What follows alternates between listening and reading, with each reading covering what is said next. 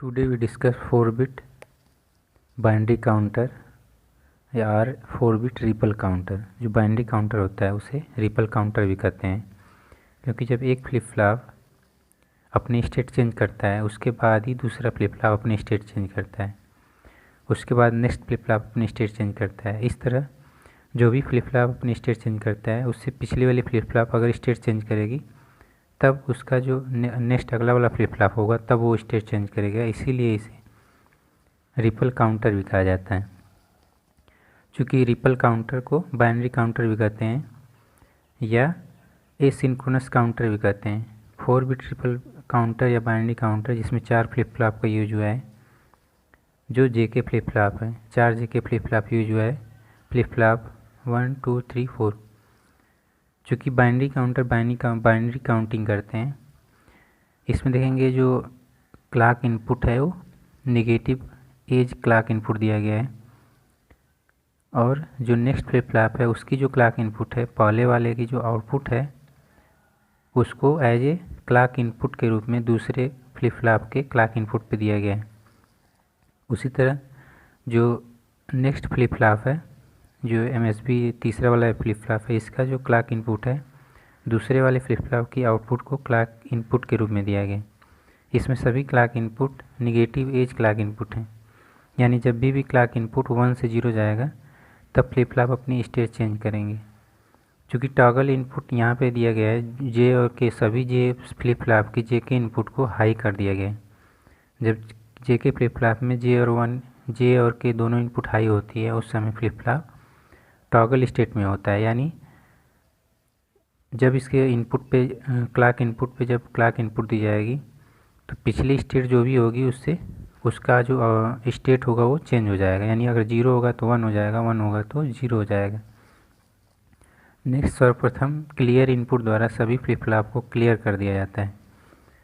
Clear input low करने पे जो सभी फ्लिप फ्लॉप की आउटपुट है, जैसे MSB flip flop Q3 Q2 Q1 और Q0, ये सभी फ्लिप फ्लॉप क्लियर इनपुट देने पे 0 0 0 इसकी जो इनिशियल स्टेट होती है 0 हो जाती है।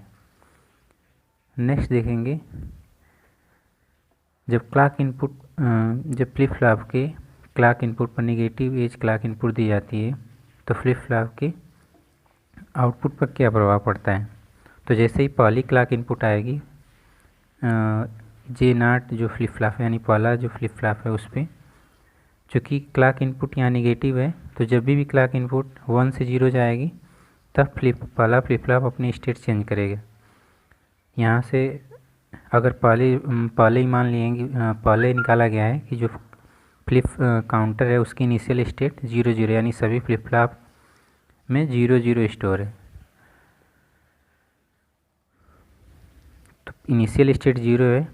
जो पहला फ्लिप फ्लॉप है Q0, उसकी आउटपुट कब चेंज होगी, जब क्लॉक इनपुट 1 से 0 जाएगी। जब 1 से 0 जाएगी इसकी स्टेट चेंज हो जाएगी। पहले इनिशियल स्टेट 0 थी और इस समय क्लॉक इनपुट जब 1 से 0 जाएगी तो इसका ये फ्लिप फ्लॉप टगल हो जाएगा, यानी जब भी क्लॉक इनपुट 1 से 0 जाएगी फ्लिप फ्लॉप टगल हो जाएगा। तो 0 थी पहले, अब 1 हो जाएगा। जब next clock negative edge clock input आएगी यहाँ पे 1 से 0, फिर ये अपनी स्टेट चेंज कर देगा, यहाँ पे टगल हो जाएगा। पहले 1 था अब 0 हो जाएगा। नेक्स्ट इसी तरह 0 रहेगा। नेक्स्ट जो क्लॉक पल्स आएगी नेगेटिव एज क्लॉक पल्स, वहाँ फिर से टगल हो जाएगा। इस तरह से 0 है तो 1 हो जाएगा।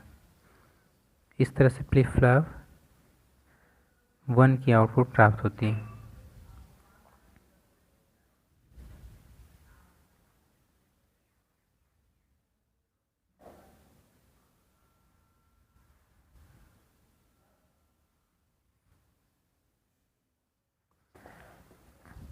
चूँकि जो पहला फ्लिप फ्लॉप है उसकी आउटपुट नेक्स्ट फ्लिप फ्लॉप के क्लॉक इनपुट में दी गई, अतः दूसरा वाला फ्लिप फ्लॉप तभी अपनी स्टेट चेंज करेगा जब जो पहले वाले फ्लिप फ्लॉप की आउटपुट है वो 1 से 0 जाएगी।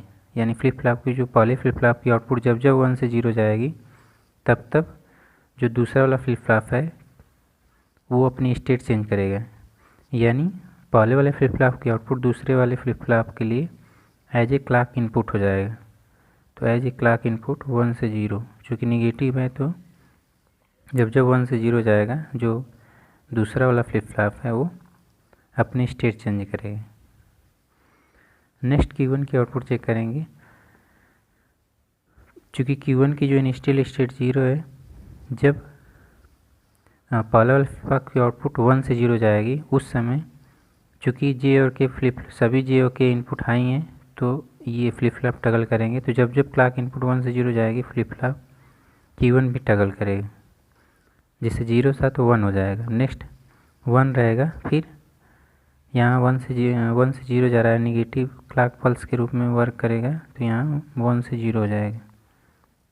इस तरह से जब जब क्लॉक इनपुट 1 से 0 जाएगी फ्लिप फ्लॉप टगल होता रहेगा, जो दूसरा वाला फ्लिप फ्लॉप है वो टगल करेगा। ये वाला जो Q1 की जो आउटपुट है दूसरे वाले फ्लिप फ्लॉप, नेक्स्ट जो फ्लिप फ्लॉप है उसके क्लॉक इनपुट में दी गई है, तो Q1 की जो आउटपुट है Q2 के लिए एज ए क्लॉक इनपुट के रूप में काम करेगा। चूँकि निगेटिव एज क्लॉक दिया गया था, निगेटिव क्लॉक इनपुट के रूप में वर्क करेगा, मतलब निगेटिव क्लॉक इनपुट के रूप में। नेक्स्ट जो Q2 की आउटपुट है, जब जब Q1 1 से 0 जाएगा तब तब Q2 अपनी स्टेट चेंज कर लेगा, यानी टगल हो जाएगा। चूँकि Q2 की इनिशियल स्टेट 0 है तो 0 से स्टार्ट करेंगे, जब Q1 1 से 0 जाएगा तब ये टगल हो जाएगा, यानी 0 से 1 हो जाएगा, यानी टगलिंग करेगा।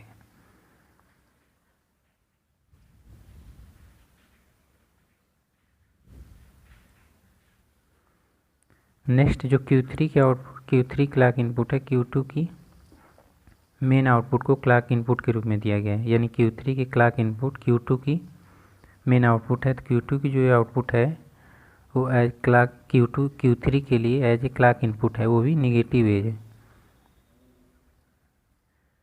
तो Q3 की आउटपुट तब चेंज होगी जब Q2 की आउटपुट 1 से 0 जाएगी। यहाँ पे एज ए Q3 की इनिशियल स्टेट 0 थी, तो इनिशियल से तब तक 0 रहेगी जब तक कि Q2 की आउटपुट 1 से 0 नहीं जाती। यहाँ पे 1 से 0 जा रही है, अगर यहाँ पे टगलिंग हो जाएगा। नेक्स्ट यहाँ पे 1 से 0 जा रही है तो यहाँ पे भी टगलिंग हो जाएगी। इस तरह से बाइनरी काउंटर के सभी फ्लिप फ्लॉप की आउटपुट प्राप्त होती है। चूँकि क्लियर इनपुट देने पे जो काउंटर की आउटपुट थी वो 0 0 0 थी, जब प्लॉली क्लॉक पल्स दी जाती है तब जो बाइनरी काउंटर है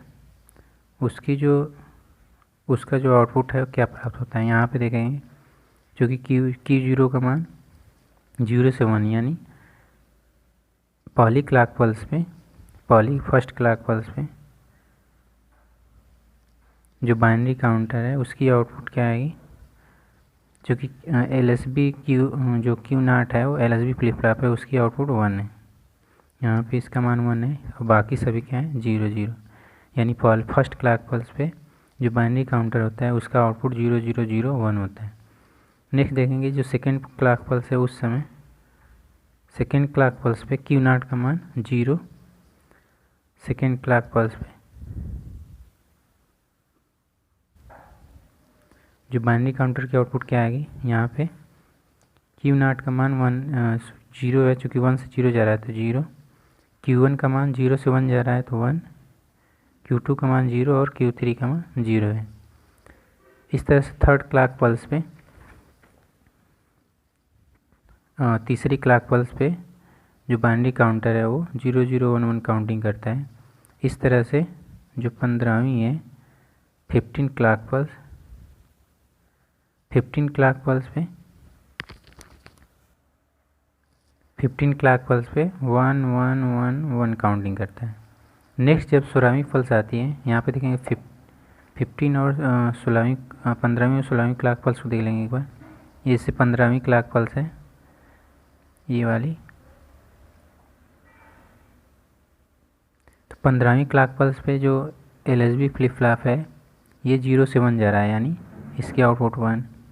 उस तरह जो Q1 फ्लिप फ्लॉप है उसकी आउटपुट 1 है, Q3 आउटपुट की हाई है यानी 1 है, और Q3 की भी आउटपुट 1 है, यानी 15वीं क्लॉक पल्स पे सभी फ्लिप फ्लॉप की जो स्टेट होती है 1 होती है, अतः 15वीं क्लॉक पल्स पे बाइनरी काउंटर 1 1 1 1 काउंटिंग करते हैं। नेक्स्ट जब 16वीं क्लॉक पल्स आती है उस समय इसकी स्टेट देखेंगे। यहाँ पे जो LSB फ्लिप फ्लॉप है उसकी आउटपुट 0, जो Q1 फ्लिप फ्लॉप उसकी आउटपुट 0, Q2 की भी आउटपुट 0 और Q3 की भी आउटपुट 0 है। अतः जब 16वीं क्लॉक पल्स आती है उस समय सभी फ्लिप फ्लॉप की स्टेट 0 0 0 हो जाती है। अतः नेक्स्ट पुनः जो बाइनरी काउंटर है वो 0 0 0 से काउंटिंग करना स्टार्ट कर देता है।